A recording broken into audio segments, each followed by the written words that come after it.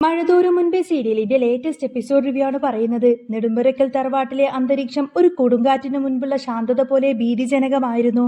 കൊല്ലപ്പള്ളി തറവാട്ടിൽ നിന്നും വൈജയന്തിയുടെ സഹോദരന്മാർ പടയൊരുക്കി വരുന്നതിന്റെ മുഴക്കങ്ങൾ അവിടെ കേട്ടു തുടങ്ങിയിരുന്നു. ശിവരാമൻ ബാലചന്ദ്രനെ വിളിച്ച് തങ്ങളുടെ വരവറിയിച്ചു. ബാലചന്ദ്ര, ഞാനടക്കം ഒരു 8-9 പേരങ്ങോട്ടേക്ക് വരുന്നുണ്ട് എന്ന ശിവന്റെ വാക്കുകളിൽ നിറയെ ഭീഷണിയുടെ സ്വരമായിരുന്നു.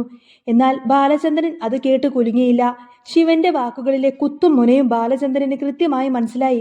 ഇത് നേർക്കുനേരെയുള്ള യുദ്ധത്തിനുള്ള പുറപ്പാടാണെന്ന് തിരിച്ചറിഞ്ഞ ബാലചന്ദ്രൻ തന്റെ മറുപടിയിൽ ഒട്ടും തന്നെ മായം ചേർത്തില്ല. നിങ്ങൾ 8 പേരെയുള്ളോ? ഞാനൊരു 10-15 പേരെങ്കിലും ഉണ്ടാവുമെന്ന് പ്രതീക്ഷിച്ചു, ബാലചന്ദ്രൻ പരിഹാസത്തോടെ പറഞ്ഞു. ശിവൻ വിട്ടുകൊടുക്കാൻ തയ്യാറല്ലായിരുന്നു. തങ്ങളുടെ വരവിന്റെ ഉദ്ദേശം വളരെ വ്യക്തമാണ്. അലീനെ ആ വീട്ടിൽ നിന്നും വലിച്ചിറക്കി പുറത്താക്കുക. അത് കഴിഞ്ഞിട്ട് ഞങ്ങൾ അവിടെ നിന്നും മടങ്ങുള്ളൂ, ശിവരാമൻ തറപ്പിച്ചു പറഞ്ഞു. എന്നാൽ ബാലചന്ദ്രൻ അതിശക്തമായ ഭാഷയിൽ തന്നെ തിരിച്ചടിച്ചു. അത് നമുക്ക് കാണാം. എന്റെ പെങ്ങളുടെ ജീവിതം സുരക്ഷിതമാക്കുക എന്ന് എന്റെ മാത്രം ഉത്തരവാദിത്തമാണ്. വിദേശത്തിരുന്ന് ആസൂത്രണം ചെയ്തത് 2 പേരെയും കൂട്ടി ഇങ്ങോട്ടേക്ക് വരുന്നത് വെറുതെയല്ലെന്ന് ബാലചന്ദ്രൻ ഓർമ്മിപ്പിച്ചു. കഴിഞ്ഞ തവണ സിംഗപ്പൂരിൽ നിന്നും വന്ന അനിയൻ കാണിച്ചു കൂട്ടിയ കോപ്രായങ്ങളും ഒടുവിൽ അലീനെ വലിച്ചിറക്കി വിട്ടിട്ട് പോയതും ബാലചന്ദ്രൻ ശിവരാമനെ ഓർമ്മിപ്പിച്ചു. രാജീവൻ വലിയ വെല്ലുവിളിയൊക്കെ നടത്തി അലീനെ ഇറക്കി വിട്ടിട്ടും അവൾ ഇപ്പോഴും നെടുമ്പരക്കൽ വീട്ടിൽ തന്നെയുണ്ട്. കാരണം ഇവിടെ തീരുമാനങ്ങൾ എടുക്കുന്നത് ബാലചന്ദ്രനാണെന്ന് അദ്ദേഹം ഗർജിച്ചു.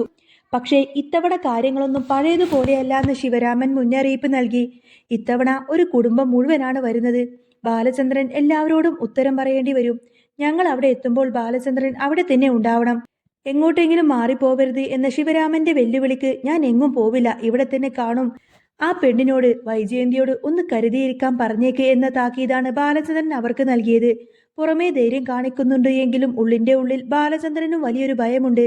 അലീനെ അവർ എന്തെങ്കിലും ചെയ്യും, കാര്യങ്ങളൊക്കെ കൈവിട്ടു പോകുമോ എന്ന ആശങ്ക അദ്ദേഹത്തിന്റെ അലട്ടലുണ്ടായിരുന്നു. അദ്ദേഹത്തെ അലട്ടുന്നുണ്ടായിരുന്നു. ഇതേ സമയത്തന്നെ മറുവശത്ത് ഗൂഗിൾ മാപ്പിന്റെ സഹായത്തോടെ ഒരു കാർ നെടുമ്പരക്കൽ വീടിനെ ലക്ഷ്യമാക്കി നീങ്ങുകയായിരുന്നു. അതിൽ ഗ്രേസ്യാമ്മയും മാമച്ചനും രേവതിക്കുട്ടിയുമായിരുന്നു. മാമച്ചനാണ് വണ്ടി ഓടിക്കുന്നത്. വഴി തെറ്റിയോ എന്ന സംശയം മാമച്ചായൻ ഇടയ്ക്കിടെ ചോദിക്കുന്നുണ്ടായിരുന്നു. ഈ വഴി തന്നെയാണ് കടപ്പാട്ടൂരിലേക്ക് പോകുന്നത്. അവസാനം വല്ല കുഴിയിൽ കൊണ്ട് ചാടിക്കുമോ എന്ന് തമ്പുരാന് മാത്രമേ അറിയൂ. മാമച്ചായന്റെ ആദിക്ക് രേവതിക്കുട്ടി മറുപടി നൽകി. ഇത് തന്നെയാണ് വഴി. അലീനയെ കൂട്ടിക്കൊണ്ടു പോവാനാണ് അവർ വരുന്നത്. പക്ഷേ അവിടെ ചെന്നാൽ നേരിടേണ്ടി വരുന്ന പ്രധാന തടസ്സം വൈജയന്തി എന്ന പൂതനാണെന്ന് അവർക്ക് നന്നായിട്ടറിയാം. ബാലചന്ദ്രൻ സാർ ഒരു പാവമാണ്, പക്ഷേ വൈജയന്തി വെറുതെ വിടില്ല. നിങ്ങൾ ആരാ, എന്തിനാ വന്നത് എന്നൊക്കെ ചോദിച്ച് അവർ ബഹളമുണ്ടാക്കും, രേവതിക്കുട്ടി പറഞ്ഞു. അങ്ങനെ അലീനെ അടിച്ചിറക്കാനൊന്നും നമ്മൾ സമ്മതിക്കില്ല. അലീന ആരുമില്ലാത്തവളാണെന്ന ചിന്ത ആ വൈജയന്തിക്കുണ്ട്. അവൾക്ക് വേണ്ടെങ്കിൽ അലീനെ നമ്മൾ കൊണ്ടുപോകും. അലീനെ അത്രക്ക് അനാഥയൊന്നുമല്ല, ഗ്രേസ്യാമ്മ ദൃഢനിശ്ചയത്തോടെ പറഞ്ഞു. രേവതിക്കുട്ടി ആവേശത്തിലായിരുന്നു. അവർ എന്തെങ്കിലും പറയാൻ വന്ന ചുട്ട മറുപടി അങ്ങ് കൊടുക്കാൻ എന്റെ കയ്യിൽ ആയുധമുണ്ട്. അവർ തല്ലാൻ വന്നു കഴിഞ്ഞാൽ എന്റെ കൈ മാങ്ങ പറിക്കാൻ പോയിരിക്കുന്നുവല്ല. രേവതിക്കുട്ടിയുടെ വീരവാദം കേട്ട് മാമച്ചായൻ അവളെ ഒന്ന് തണുപ്പിക്കാൻ ശ്രമിച്ചു. നീ അവിടെ ചെന്ന് ആവശ്യമില്ലാത്തതൊന്നും വിളിച്ചു പറയരുത്. അലീന ഒളിപ്പിച്ചു വെച്ചിരിക്കുന്ന രഹസ്യങ്ങളൊന്നും പുറത്താക്കരുത്, ഗ്രേസ്യാമ്മയും അവളെ ഉപദേശിച്ചു. എന്നാൽ അതിനുള്ള യോഗ്യതയൊന്നും അവർക്കില്ല. അതുകൊണ്ട് ഞാൻ അതൊന്നും പറയില്ല എന്ന് രേവതിക്കുട്ടി ഉറപ്പു നൽകി. നെടുമ്പരക്കൽ വീട്ടിൽ വൈജയന്തിയും മകളായ ബബിതയും രോഹിത്തും വലിയൊരു ലൈവ് ഷോ കാണാനുള്ള തയ്യാറെടുപ്പിലായിരുന്നു. അലീനയെ പുറത്താക്കുന്ന കാഴ്ച കാണാൻ കോളേജിൽ പോലും പോവാതെയാണ് ബബിതയും രോഹിത്തും നിൽക്കുന്നത്. വൈജയന്തി ശിവനെ വിളിച്ച് കാര്യങ്ങൾ അന്വേഷിച്ചു. ശാസ്ത്രമംഗലത്തിൽ നിന്നും അമ്മയുടെ മക്കൾ കൂടി വരാനുണ്ടെന്നും അവരോടൊപ്പം തന്നെ അവർ അങ്ങോട്ടേക്ക് വരൂ എന്ന കാര്യം ശിവരാമൻ അറിയിച്ചു. കരയോഗക്കാരെയും അവർ വിളിച്ചു കൂട്ടുന്നുണ്ട്. ആൾബലം കൂടുമ്പോൾ കാര്യങ്ങളൊക്കെ എളുപ്പമാവുമല്ലോ. ബാലചന്ദ്രനെ ഞാൻ രാവിലെ വിളിച്ചിരുന്നു. അയാൾക്ക് യാതൊരു കൂസലുമില്ല. നിങ്ങളെയൊക്കെ കാണുമ്പോൾ ആ ധൈര്യം അങ്ങ് മാറിക്കോളും, വൈജയന്തി ശിവനോട് പറഞ്ഞു. മനു സ്ഥലത്തില്ല എന്നത് വൈജയന്തിക്ക് വലിയ ആശ്വാസമായിരുന്നു. മനു എറണാകുളത്താണ്. മനു ഉണ്ടെങ്കിൽ അലീനെ സപ്പോർട്ട് ചെയ്ത് സംസാരിക്കും. അത് കാര്യങ്ങൾ വീണ്ടും കുഴപ്പത്തിലാക്കുമെന്ന് വൈജയന്തിക്ക് നന്നായിട്ട് അറിയാമായിരുന്നു. ഈ സംഘർഷങ്ങൾക്കിടയിലും നിഷ്കളങ്കമായ സ്നേഹത്തിന്റെ ഒരു മുഖം അവിടെ തെളിഞ്ഞിരുന്നു. കൃഷ്ണമോള് സ്കൂളിലേക്ക് പോവാൻ ഇറങ്ങുന്നതിനിടയിൽ അലീനയോട് ലഞ്ച് ബോക്സ് ചോദിച്ചു. അലീന യാതൊരുവിധ ഭാവഭേദവുമില്ലാതെ നടക്കാൻ പോകുന്ന വലിയ പ്രശ്നങ്ങളൊന്നും തന്നെ വകവെക്കാതെ കൃഷ്ണമോൾക്ക് ചോറ്റുപാത്രം എടുത്തു നൽകി. ഇത് കണ്ട് വൈജയന്തിയും ബബിതയും പരിഹാസമായി എത്തി. ഇത് നിന്റെ അവസാനത്തെ ലഞ്ച് ബോക്സാണ്. വൈകുന്നേരം വരുമ്പോൾ ഇവൾ ഇവിടെ കാണില്ല. ബബിതയുടെ പരിഹാസം കേട്ട് കൃഷ്ണമോള് തിരിച്ചടിച്ചു. അത് തീരുമാനിക്കുന്നത് നിങ്ങൾ ആരുമല്ല, അച്ഛനാണ്. അലീന അന്നേരം ഒന്നും മിണ്ടാതെ അകത്തേക്ക് പോയി. കൃഷ്ണമോള് പോവാനിറങ്ങിയപ്പോൾ ബബിത വീണ്ടും ചൊറിഞ്ഞു. നീ ഇവിടെ ഉണ്ടായിരുന്നെങ്കിൽ നല്ലൊരു അടി കാണാമായിരുന്നു. നിനക്കാ ഭാഗ്യമില്ല. കൃഷ്ണമോൾക്ക് ദേഷ്യം വന്നു.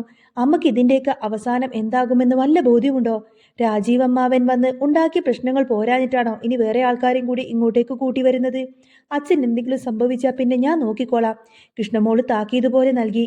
അച്ഛനെ സപ്പോർട്ട് ചെയ്യുന്നതിന്റെ പേരിൽ ബബിത കൃഷ്ണമോളെ കളിയാക്കിയെങ്കിലും എനിക്ക് നല്ല ഗതി മാത്രമേ വരൂ എന്ന് പറഞ്ഞ് അവൾ സ്കൂളിലേക്ക് പോയി. വൈജയന്തിയുടെ കാത്തിരിപ്പിന് വിരാമം ഇട്ടുകൊണ്ട് തന്നെ ഒരു കാർ ഗേറ്റ് കടന്നു വന്നു. അത് തന്റെ ആങ്ങളമാരാണെന്ന് കരുതി വൈജയന്തി ആവേശത്തോടെ വാതിൽ തുറന്നു. എന്നാൽ മുന്നിൽ കണ്ടത് തീർത്തും അപരിചിതമായ 3 പേരെയാണ്. മാമച്ചനും ഗ്രേസ്യാമ്മയും രേവതിക്കുട്ടിയും. വൈജയന്തിയുടെ മുഖം അങ്ങ് മങ്ങി. ഇതാരാണ്? എനിക്ക് നിങ്ങളെ അറിയില്ലല്ലോ. എന്തിനാ വന്നത്? വൈജയന്തി ചോദിച്ചു. ഞങ്ങൾ അലീനയുടെ ബന്ധുക്കളാണ്. അലീനയെ കാണാൻ വന്നതാണ്. അലീന അനാഥയാണെന്ന് പറഞ്ഞല്ലോ. അലീന അനാഥയാണെന്ന് പറഞ്ഞിട്ടാണല്ലോ ഇവിടെ വന്ന് കുടിയിരുത്തിയിരിക്കുന്നത്. മാമച്ചായൻ മറുപടി നൽകി. ഇത് കേട്ടതും അലീന അങ്ങോട്ടേക്ക് വന്നു. രേവതിക്കുട്ടിയെ കണ്ടതും അലീന ഓടിച്ചെന്ന് കെട്ടിപ്പിടിച്ചു. അത് വൈജയന്തിക്ക് ഒട്ടും തന്നെ ഇഷ്ടപ്പെട്ടില്ല. അവളെ കൂട്ടിക്കൊണ്ടുപോവാൻ വന്നതാണ് ഞങ്ങൾ, ബന്ധുക്കൾ അറിയിച്ചു. അലീന ചേച്ചിയെ നിങ്ങൾ ഇവിടെ നിന്നും വലിച്ചേർക്കി വിടാൻ പോവുകയാണ് നിങ്ങളെന്ന് ഞങ്ങൾ അറിഞ്ഞു. ചേച്ചിക്ക് ചോദിക്കാനും പറയാനും ആരുമില്ലാത്തവരൊന്നുമല്ല. രേവതിക്കുട്ടിയുടെ വാക്കുകൾ വൈജയന്തിയെ ചൊടിപ്പിച്ചു. അനാഥാലയത്തിലെ തള്ള വളർത്തിയതിന്റെ ഗുണം നിനക്കുണ്ട്. അനിയത്തി വന്നിരിക്കുന്നു ചോദിക്കാൻ വൈജയന്തി അധിക്ഷേപിച്ചു. രേവതിക്കുട്ടി വിട്ടുകൊടുത്തില്ല. ചേച്ചിക്ക് നാണമില്ലേ ഈ തള്ളയുടെ കൂടെ എങ്ങനെ നിൽക്കാനേ? ചേച്ചി വേഗം പോയിച്ച് റെഡിയാവ്. ബാലചന്ദ്രൻ സാറ് പറഞ്ഞതല്ലേ പോയിക്കോളാനേ. രേവതി അലീനയെ നിർബന്ധിച്ചു. വൈജയന്തിയും അവരോട് പറഞ്ഞു, കൊണ്ടുപോയിക്കോ, എന്റെ ആങ്ങളമാര് വരുന്നുണ്ട്. നിങ്ങളൊക്കെ ഇനി അനുഭവിക്കാൻ പോകുന്നതേയുള്ളൂ. ബന്ധുക്കൾ വന്ന വിവരം അലീന ബാലചന്ദ്രനെ അറിയിക്കാൻ മുകളിലെ മുറിയിലേക്ക് ചെന്നു. ബാലചന്ദ്രൻ ആകെ ടെൻഷനിലായിരുന്നു. താഴെ രേവതിക്കുട്ടിയും ആന്റിയും വന്നിട്ടുണ്ട്. എന്നെ കൊണ്ടുപോവാനാണ് അവര് വന്നത്. കൊല്ലപ്പള്ളിക്കാർ വന്ന് പ്രശ്നമുണ്ടാക്കുന്നതിന് മുൻപേ തന്നെ ഞാൻ അവരുടെ കൂടെ പോയിക്കോളാം, അലീന പറഞ്ഞു. എന്നാൽ ബാലചന്ദ്രൻ അതിനൊന്നും സമ്മതിച്ചില്ല. വേണ്ട മോളെ, നീ പോവണ്ട. നീ ഇപ്പൊ പോയാൽ അത് ശരിയാവില്ല. അവർ വന്നാൽ കൂടുതൽ പ്രശ്നമാവില്ലേ അച്ഛാ? അലീന ചോദിച്ചു. ബാലചന്ദ്രൻ തന്റെ തീരുമാനം വ്യക്തമാക്കി. നീ ഇവിടെ നിന്നാ എനിക്ക് നിന്നെ സംരക്ഷിക്കാൻ പറ്റും മോളെ.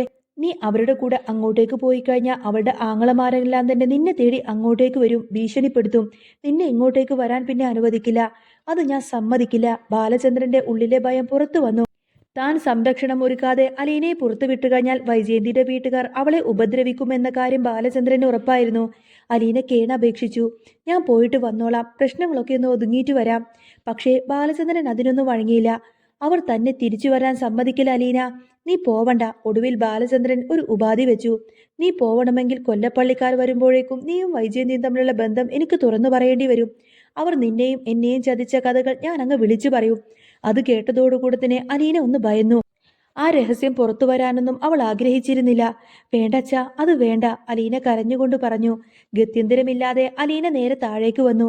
രേവതിക്കുട്ടി പ്രതീക്ഷയോടെ നോക്കി. ചേച്ചി, നമുക്കിനി പോയാലോ? കണ്ണീരോടെ അലീന പറഞ്ഞു. ഇല്ല, നിങ്ങൾ പോയിക്കോ, എനിക്ക് വരാൻ പറ്റില്ല. ഞാൻ ഇന്ന് വന്നാലത് ശരിയാവില്ല. അന്നേരം വൈജയന്തി വിജയിച്ച ഭാവത്തിൽ ചിരിച്ചു. കണ്ടോ, എനിക്കറിയാമായിരുന്നു ഇവള് പോവില്ലെന്ന്. അട്ടയെ പോലെ ഇവൾ ഇവിടെ തന്നെ പിടിച്ചു കിടക്കും. രേവതിക്കുട്ടിക്ക് അത് വിശ്വസിക്കാനായില്ല. സേർ വിടാത്തതാണോ? അവൾ ചോദിച്ചു. ഞാൻ പിന്നെ പറയാം, നിങ്ങൾ എന്നോട് ക്ഷമിക്കണം, പൊയ്ക്കോ, അലീന കൈകൂപ്പിക്കൊണ്ട് പറഞ്ഞു. വൈജയന്തി വീണ്ടും പരിഹസിച്ചു. മര്യാദക്ക് ഇവളെ ജീവനോടെ വേണമെങ്കിൽ ഇവൾ ഇപ്പൊ തന്നെ നിങ്ങൾ കൂട്ടിക്കൊണ്ടു പോയിക്കോ. അപ്പോഴേക്കും മുകളിൽ നിന്നും ബാലചന്ദ്രന്റെ ശബ്ദം മുഴങ്ങി.